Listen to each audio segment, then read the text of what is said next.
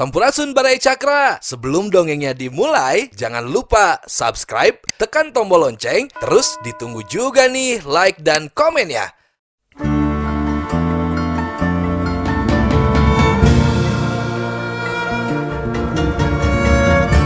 Baraya Cakra, parantos waktosna 80,5 FM Radio Cakra, midangkeun dongeng Sunda Dora-Dori.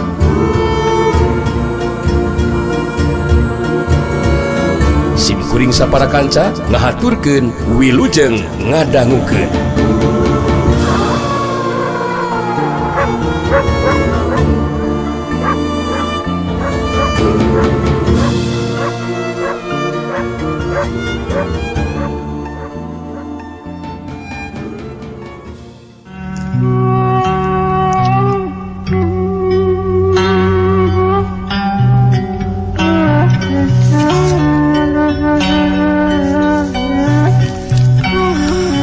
Santi harita terus ngajakan Saraswati ka jero imah. Malah terus langsung diajakan ka jero kamar. Nu aya di jero kamar ayu manganti jeung Nang Bule. Karageteun pacampur jeung bunga barang ningali aya Saraswati anu asup ka jero kamar. Ayu manganti silih rangkul jeung Saraswati pada meupuskeun rasa kabungah jeung kasonona. Ayu manganti harita nyarita ka Nang Bule. Ieu amu Saraswati teh nini hidup Nang. Sok sanajan kakara tepung ayeuna tapi dina batin mah henteu waleh nganteng. Ingetan kalau jali incu ayeuna ditekresakeun patepung bagja taya hinggana keur urang Nang. Nang Bule silih teuteub jeung Saraswati. Dina bantrokan paneuteup harita Nang Bule ngarasakeun aya getaran anu aneh kana hatena. Tapi Nang Bule teu bisa ngahartikeun kana eta getaran dina hatena. Harita Nang Bule terus nyarita. Haturan amu abdi teu kinten bingahna tiasa patepang sareng ambu dina waktos ayeuna. Wong eta we akirawing teu aya ngiling sareng ambu geuningannya. Saraswati imut bari neuteub antep ka Nang Bule terus nyarita. Aki hidup can maka bisa ka mana-mana Nang. Ari ambu mah kajrung ku rasa kasono we anu nataku hayang ningali satetepung jeung anu jadi incu. Anu mata geus tong loba ditinimangan. Datang we ka dieu kitu tah. Suka jeung bagja anu lain dikieuna keur ambu mah ieu teh Nang. Urang ayeuna bisa patepung lawung. Sami abdi ge amu ngaraos bagja. Tiasa ditepangkeun sareng amu.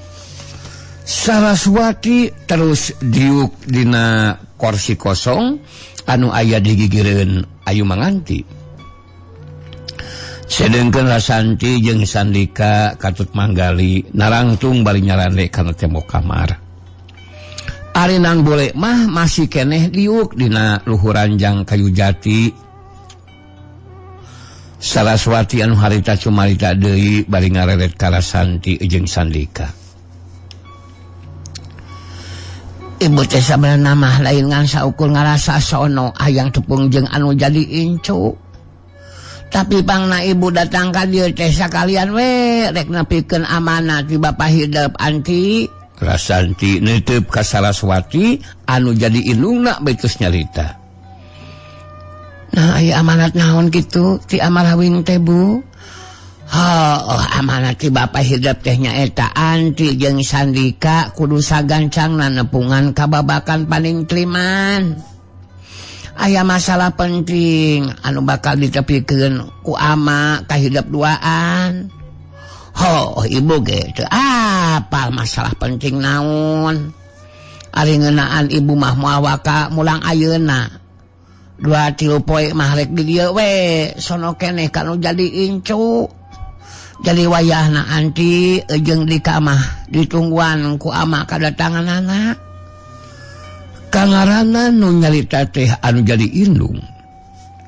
Tang tuwe kerasan timah percaya sapinuhna. kana caritaan Saraswati dina waktu harita. Rasanti netep ka Saraswati anu jadi indungna bari nyarita. Upami kitu mah abdi salangkang deui ka ayeuna bade teras ngabujeng we kebabakan paling triman. Ke Ayu ari kaayaan nang boleh kumaha? Nyata aneh deui anti. Ayeuna mah teu kawas tadi kaayaanana. Pulih deui seperti biasa, jadi tenang ayeuna mah ka Ayuna oge salame ka Amarawi. Rasanti ngaret ka Manggali beritus nyarita. Manggali mah wayahna linsangan Ayu we nya. Da ibu mah apaan enjing paget oge telas mulih deui kabakan paning triman. Kitu tah Manggali. Hai. Bagi Manggali mah bagaimana kumaha dudungan sajalah. Yang penting Nyimas Rasanti dan Den Sandika dilancarkan dalam perjalanan dan senantiasa ada dalam keselamatan. Dan tidak lupa salam untuk Tuang Rama ya. Geus meunang keterangan ngeunaan kaayaan nang bule geus pulih deui mah. Harita Rasanti jeung Sandika jadi tenang dina inditna oge. Harita kene Rasanti jeung Sandika terus pamitan rek lumampah kababakan paling triman. Tunda heula anu kacarita. Caturkeun harita Jaka Sinangling anu keur lumampah barita can aya tujuan anu pasti ngan saukur bisa nananyakeun ngeunaan jalma anu ngaran Sugarba. Waktu Jaka Sinangling ngambah ka salah sahiji lembur. Di lebah tempat anu rada sepi, Jaka Sinangling jadi katarik perhatianana ningali aya wanoja anu lumpat bali nyingsatkeun sampingna. Anu ngudag eta wanoja teh dua urang lalaki, nu saurang mah pangawakanana jangkung rada begang, sedengkeun nu saurang deui mah pangawakanana jangkung gede. Beteng ngaburayut lumpatna semua anu ngadedod pang paneurina. Sedengkeun si wanoja waktu geus deukeut ka lebah Jaka Sinangling harita terus nyumput di tukangan Jaka Sinangling. Leungeun nyepengan kana cangkengna Jaka Sinangling bari nyarita sorandu mareuda. Tulungan abdi Kang. Tulungan diudag ku lalaki duaan Kang anu keke bade mawa abdi secara paksa Kang. Abdi alim Kang, alim tulungan abdi Kang. Jaka Sinangling nenangkeun si wanoja harita nyarita. Tenang Nyai, teu kudu sieun Nyai, keun akang lah anu bakal nyinghareupanana. Anu ngudag si wanoja harita ngeureunkeun lengkahna. Puguh ningali si wanoja teh aya di tukangan Jaka Sinangling anu jangkung rada begang langsung harita nyarita ditujukeun ka Jaka Sinangling. Eta wanoja nu aya di tukangan seuing teh rek dibawa ku dewek sia. Jadi ulah rek coba-coba ngabela Nyika. Sabab aku dibawa dina puaya kene. Hasok tong cicing di tukangan jalma asing Nyika. Anu jangkung gede, anu berayut beteng nage harita mil nyarita. Wah kejong ngarapkan ayan bakal nulungan sangaruhan Nyika. Wihade nyalahkan diri. Sabab hormat legos mikun. Dipake ke pamayar hutang ke Sugarba. Montong ngasilkan ka dewek siya. Dewek ya anu burayut ngarana bisa yang apa Bah Wahyu geus kasohor kamana-mana ya dewek. Bah Wahyu we bawa ngade disebut ngaran Sugarba harita Jaka Sinangling ngarasa bunga hatena ngabagikeun paneuteupna kadua urang lalaki anu ngudag Nyika. Tenang heula Lur. Ieu Nyi Ikah ge bangna lumpat oge lantaran embungen dipaksa cara paksa. Jadi kisah duaan teu kudu maksakeun karep jeung kahayang ka awewe ieu mah anu teu bisa ngalawan wayahna we. Ieu sayeuna anu burayu teh Wahyu bah anu jangkung rada begang langsung kasinggung ningali sikap jeung ngadenge caritaan ti Jaka Sinangling anu nyata nyarek rek ngabela ka Nyi Ika. Ganjang meh nanya ita deui, si laing montong coba-coba rek pipiluan kana ieu urusan sia teh. Bisi si laing hayang nyaho ngaran dewek Koncara si Bangwedan. Ieu batu dewek Bah Wahyu alias Gotawa si Badak Galak. Dewek duaan jago anu geus boga ngaran di dunia kajawaran. Saha si lain ha? Ngaran kuring Jaka Sinangling. Jaka Sinangling. Terus terang kuring tepan muju sokomo andika duaan teh jago anu geus boga ngaran di dunia kajawaran. Piraku teh era atulur kalah karek mawa sacara paksa Nyi Ika sasar pangawak awewe anu teu bisa ngalawan. Jadi maksud si lain rek ngabela Nyi Ika ye teh Jaka Sinangling. Bener. Aing teh jelema kurang ajar nya teu nyahoan ka sikep Bah Wahyu sia. Urang ajar Bah Wahyu alias Gotawa si Badak Galak. Kabeh anu macam-macam direwet ku dewek mah. Nya eta mah teu langkung. Pokona mah kuring boga kewajiban tulung tinulungan ka sasama. Jadi wajar lah mun ayeuna kuring bakal nulungan Nyi Ika. Wanita anu tanpa daya. Jadi ari ceuk kuring mah mending bebaskeun we. Teu kudu make jeung rek dibawa paksa sagarupa. Bis aku atuh mayar hutang piutang tepikeun ka kudu dibayar ku wanoja. Tong kitu lurah. Gotawa si Badak Galak anu jangkung gede anu burayut langsung kasinggung hatena sigana mah. Harita terus nyarita solana rada ngosom. Woi, Jaka Sinangling, dewek Wahyu Gotawa si Badak Galak. Si laing mun kitu mah sarwajeng ajak ributan ka dewek duaan. Reka bela nulungan Nyi Ika. Ngandung hati si laing nyeun masalah jeung anak buahna Sugar bah. Urang ajar si laing Jaka Sinangling. Gotawa si Badak Galak alias Bah Wahyu langsung nyabut senjatana nu diselapkeun sabuk di lebah cangkeng belah katuhu. Beusi hideung ukuran saindung suku panjangna, sahasta sarua saukuran jeung leungeun. Dina tungtungna make cula badak. Disebutna teh tongkat cula badak. Gotawa si Badak Galak nutup seukeut ka Jaka Sinangling bertus nyarita ngandung ancaman. Wah, kurang ajar ieu. Wah, ajar ieu. Wah, perhatikeun ku si laing. Kongoronan dewek geus nyabut senjata tongkat cula badak.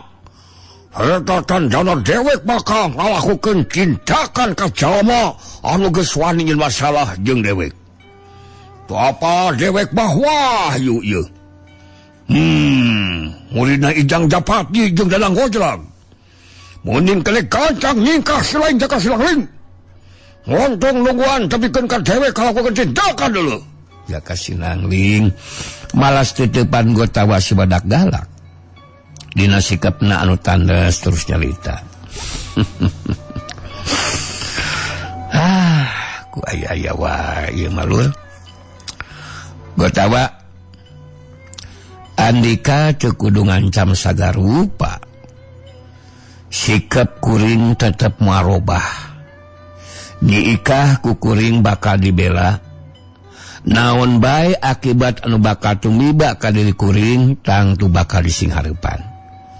Jadi sikap kuring mah mau bisa robah Gotawa. Wah, kurang ajar dia woy. Orang jadah. Si aing benar-benar geus bosan hirup jaka Sinangling. Pokona mah mantong kaduhu mun sakedeng deui selain bakal roboh bagian tanggal 1. Kuring geus saga diri pikeun narima tindakan ti Andika Gotawa. Jaka Sinangling saterusna nitah mundur ka Nyi Ika. Sok mundur Nyai. Pokona mah Nyai cicing tempat anu rada anggangnya. Sok. Nyi Ika geus coba carita harita mundur muru ka tempat anu rada anggang. Gotawa si badak galak anu pangawakanana jangkung gede burayut. Eje ngomong nangosom langsung harita ngabangun pasangan. Saterusna maju narajang bari ngagero. Wah, dosa. Ajak bisa diajak bodoh mi. Rasakeun siapa narajang si badak galak.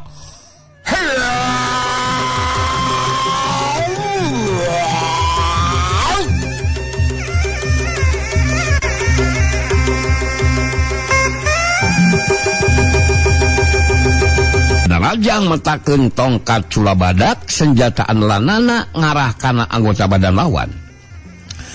Jaka Sinangling ibangan panarajang lawan. Waktu panarajang lawan datang, harga Jaka Sinangling ngagilirkeun badana kagigil, bus gila plos. Meh bareng jeung ngeplosna panarajang lawan. Harita dina gerakan anu di luar dugaan Jaka Sinangling. Meh bareng jeung ngeplosna panarajang lawan harita dina gerakan anu di luar dugaan Jaka Sinangling ngasupkeun ka jonga suku katuhuna kana ka kampung lawan anu beulah kenca. Sat hiuk dekes. Jadi jeug Gotawa si badak galak ngadarig degat tukang. Koncara si Bango Edan kaget ningali kacepatan gerak Jaka Sinangling dina nyingkahan jeung ngasupkeun panarajangna. Koncara si Bango Edan bari musirkeun perhatianana kana kajadian anu lumangsung dina waktu harita. Manehna tatan-tatan pikeun maju ngabantu. Mun tepikeun ka Gotawa kadese ku anu dilawan, Gotawa si badak galak geus mancuhkeun tangtunganana. Saya gade diri pikeun neruskeun tarungna. Muralang ka Jaka Sinangling bari nyarita. Si lain curang so Jaka Sinangling, goblok. Ngajong kana ka kampung. Teu ngomong heula sia teh. Urang ajar sia. Tanah sia palajang dewek.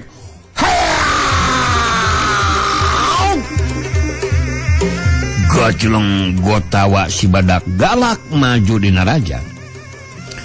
Beki tambah garang panarajang la Gotawa.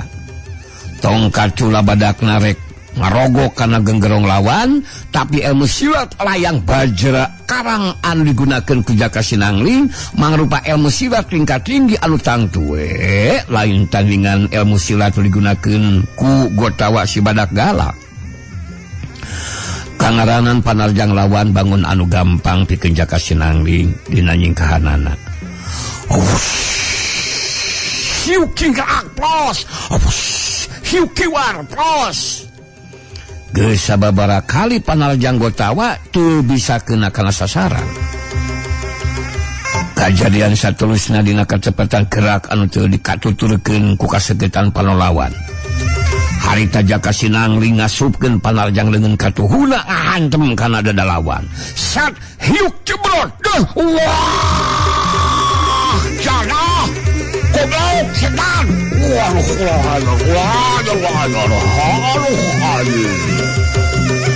Gotawa si badak galak ngagero kaget beinahan ka nyeri ngabangkieung menurut sababaraha lengkah ka tukang. Jaka Sinangling mancuh dina tangtunganana. Sedengkeun Gotawa anu keur ngabangkieung ka tukang gancang ngajaga kaseimbangan badana. Bangkieung. Jarig-deug ranag. Gotawa si badak galak ngeureunkeun sukuna terus mancuhkeun tangtunganana.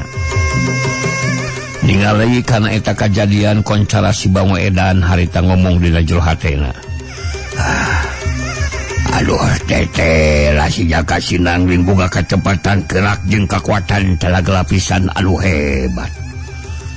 Ningali kana kayan sabenerna ieu. Jelas aing kudu siap-siap ieu pikeun maju ngabantu si Gotawa.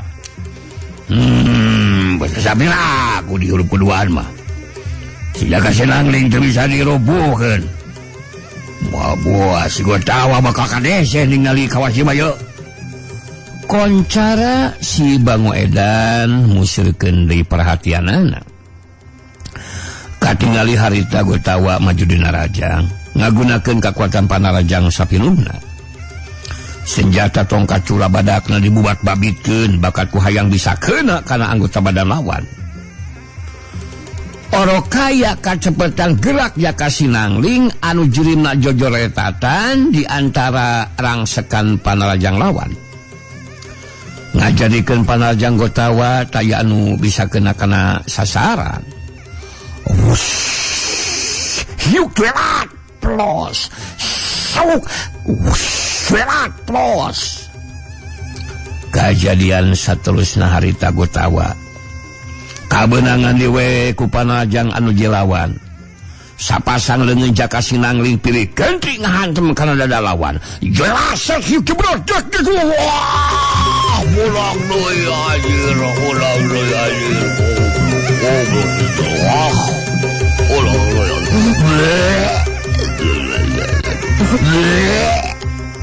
Gotawa si badak galak ngagerudinahan ka nyeri bari ngabangkeun ka tukang. Meh rubuh ngabebengkang tapi kaburu aya nu ngajlak. Satu sanahan badan Gotawa. Petela. Koncara si Bango Edan anu harita datang pikeun maju ngabantu. Jaka Sinangling mancu dina tangtunganana bari merhatikeun koncara anu harita datang maju ngabantu. Harita koncara si Bango Edan ngareret ka Gotawa anu aya di gigireunana bae terus nyarita. Tingali kana kamau emosi lah si Jaka Sinangling. Urang kudu maju babarengan ieu mah Tawa euy. Alah. Kurang aja si Jangkarken. Kangaran di huruf keduaan mah sabila aku woy. Si Jaka Sinangling teu bisa dirubuhkeun urang. Gerasa gede diri urang teruskeun cauna Tawa. Koyo. Aduh, dewek jadi kere. Ngapa aduh. Allah. Kalau memang benar bang teh kudu maju babarengan mun kae mah ya. Alhamdulillah euy, sugan dewek mah. Coba gua kemampuan emosian hebat jeung kalau si Jaka Sinangling leh. Anjing. Jaka Sinangling ngabagikeun paneuteuhna ka dua urang lawanna baitus nyarita. Kumaha masih kana rek dituliskeun talungna ieu teh lur? Atau urang cukupkeun tepikeun ka dieu wae? Saterusna nyeikah dibebaskeun. Ya eta mah kali kumaha karep jeung kahayang adi kaduaan mun hayang salamet beunang geus eureunna nya. Koncara si Bango Edan netepseukeun ka Jaka Sinangling bae terus nyarita. Jaka Sinangling. Kiraing mandang makan ngarasa geus unggul sia goblok. Tarung masih kene lumangsung sia. Lebokon tetelo. Mun si laing memang jago, kudu mampu ngalawanan dewek dulu sia. Duaan, dewek duaan geus siap, anu bakal maju babarengan dulu. Tong kadung, mun si laing dirubuhkeun sia. Jadi andika duaan teh rek maju ngahurup kuring gitu. Taya bayana. Mun kitu karep jeung kahayang andika duaan mah. Ya, mudah-mudahan caitan andika bisa jadi kenyataan. Koncara kuring bisa dirubuhkeunnya. Koncara si Bango Edan leuwih heula maju narajang beri ngagero. Wah, udah bakal dibuktikeun sia kurang ajar. Rahasia jurus Bango Liar.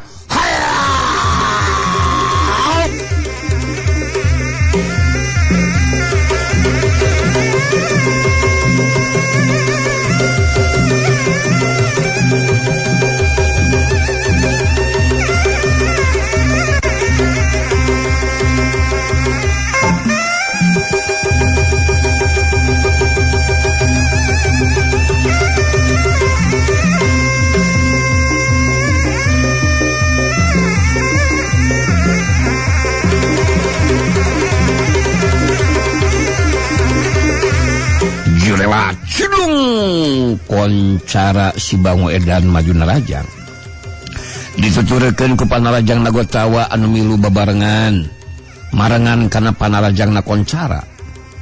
Panarajang koncara harita ngagunakeun jurus Bango Liar mangrupa ilmu silat paanlanana. Ramo-ramo sapasang leungeunna dikicupkeun ke beda we ti pamatuk Bango. Gerakanana leuwih cepet tibatan Gotawa. Nanakeun ilmu pangenteng badana leuwih punyul tibatan Gotawa anu pangawakanana jangkung gede burayut deui. Jurus Bango Liar digunakeun ku koncara mangrupa jurus khusus anu geus kalatih asak. Panarajang ngarah kana panon ejeung caleham lawan. Sedengkeun tongkat sulak badak Gotawa ngarah kana beuheung lawan. Oro kaya kasempatan gerak jeung kakuatan tenaga lapisan Jaka Sinangling leuwih punyul tibatan dua urang lawanna.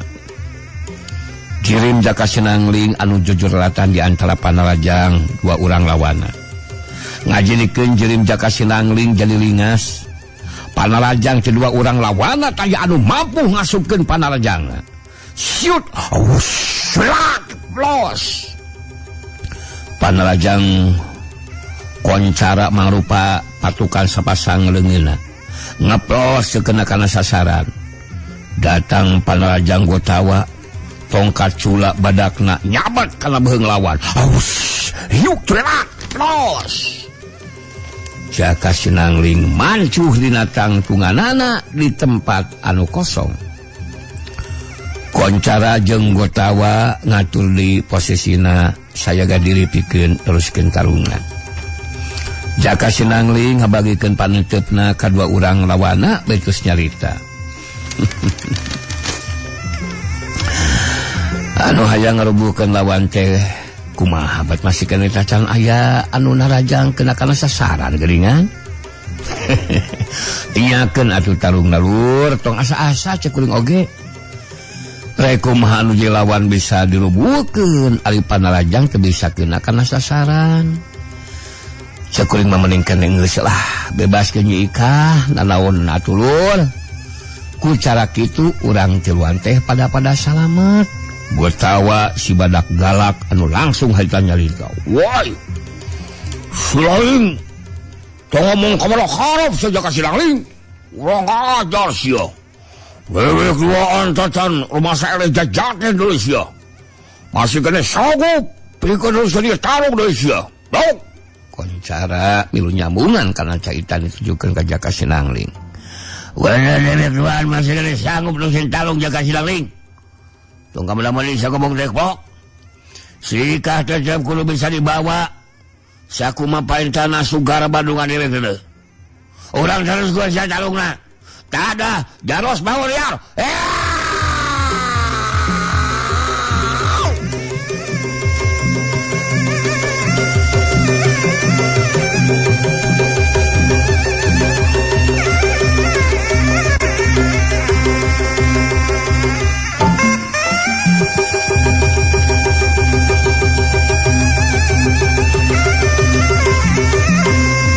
Jurela cidung koncara si Bango Edan maju di larajang dituturkeun ku panarajang Nagotawa si badak galak. Ngayunan dua urang lawan sakaligus seperti kitu pikeun Jaka Sinangling tetep teu kapalingan gerak. Kitu nanti lantaran ilmu pangenteng badan jeung kakuatan talaga lapisan Jaka Sinangling leuwih punyul tibatan dua urang lawanna. Koncara jeung Gotawa terus ngarang saku panarajangna. Tapi jirim Jaka Sinangling anu lingas jujuratan di antara panarajang dua urang lawana ngajadikeun tak kuras tanaga dua urang lawana. Terus-terusan narajang teu beunang panarajangna kana sasaran. Jaka Sinangling nangtukeun sikepna pikeun ngarubuhkeun salah saurang lawana. Gotawa si badak galak anu bakal dirubuhkeun leuwih teu heula. Ningali panarajang dua urang lawan geus ngurangan kacepatan jeung kakuatanana, harita Jaka Sinangling ngalakukeun panarajang ka Gotawa dina kacepatan anu geus teu bisa diimbangan ku anu jadi lawan. Panrajang Jaka Sinangling lengan katuhna ngacagor kana caleham. Sedengkeun lengan anu kencang ngagedor kana dada lawan. Jerat hiuk jebrot. Gedoran kana caleham. Disusul gedoran kana dada sang hiuk dak desek.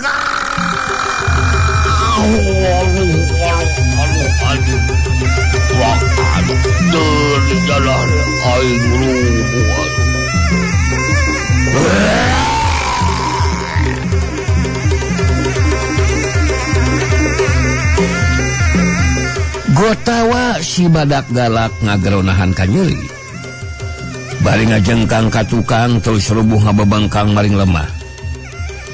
Koncara si Bango Edan ngeureunkeun gerakanana bari merhatikeun Gotawa anu jadi baturna anu geus dirubuhkeun ku Jaka Sinangling.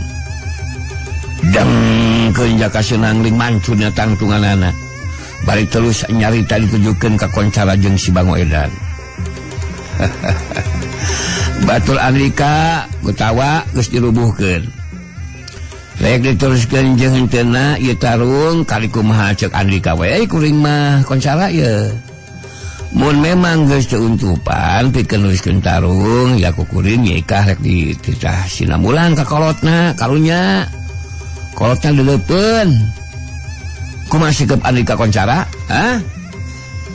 Koncara si Bango Edan sanajan hatena geus kaeunteupan ku perasaan sentar tapi masih maksakeun pikeun majuna raja ngagunakeun jurus pamungkasna. Koncara si Bango Edan neucap seukeut ka Jaka Sinangling beri nyarita. Jaka Sinangling. Dewek jajar wasele jajar dulu. Demikian kayuna dewek masih kena bisa maju datang sungan dulu. Jadi orang terus jadi tarung sia. Samodarna jeung aing wajir. Aduh, ripuh anjing deh. Dewek bakal dipasikeun si laing atawa dewek kalau bakal rubuh dina ijeun jajal ieu. Tada jurus pamungkas Bango liar.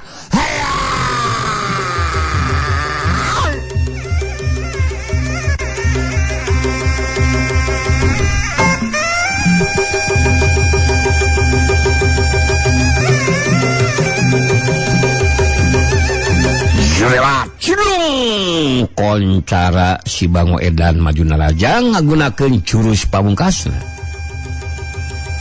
Jaka Sinangling geus nyingkahan panarajang lawan tapi ngabendung panarajang ku sapasang leungeunna. Bantokan kakuatan talaga lapisan ngaliwatan leungeun masing-masing lumangsung. Sarhiukeus daligdeug.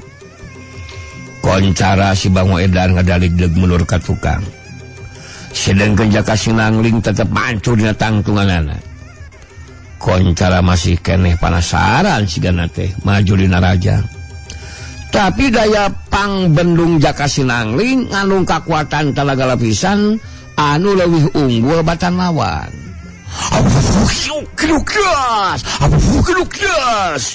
Daligdeug.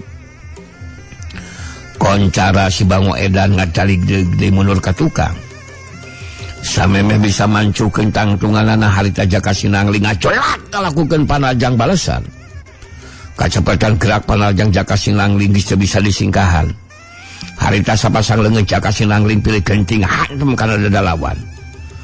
Tumurapna ka Koncara harita ngajengkang ka tukang geus teu bisa ngajaga di kasaimbangan badana.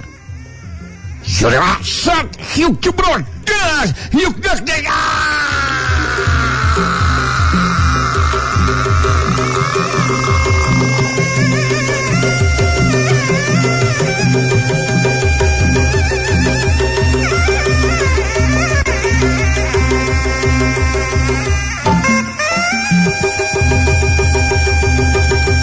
Koncara si Bango Edan ngageronahan ka nyeri jengkang gedebut. Koncara rubuh ngabebengkang maring lemah. Sanggeusna ngarubuhkeun dua urang lawana harita Jaka Sinangling nitah nyikah balik ka kolotna.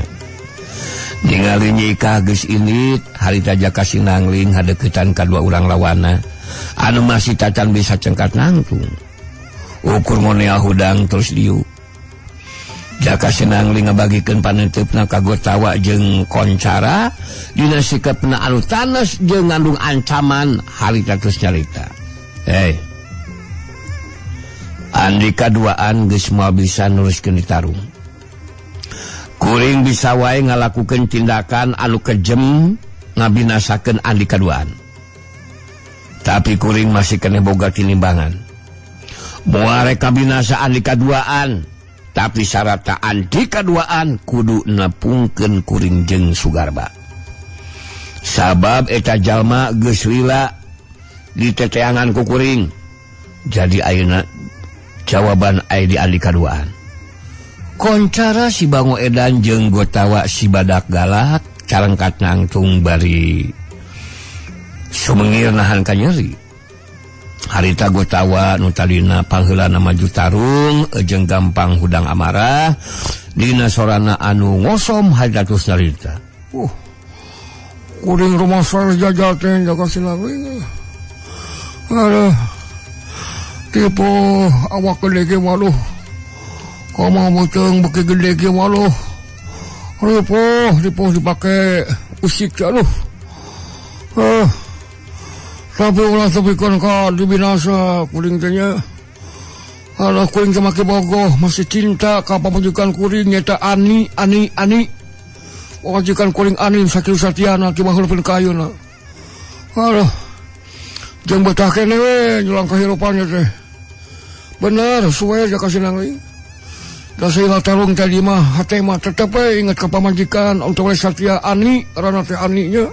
Bisa apa yang pamajikan kuring Ani. Kuring teu kabaratan lah nepungkeun Jaka Sinangling jeung Dudungan. Lawan. Ikhlas.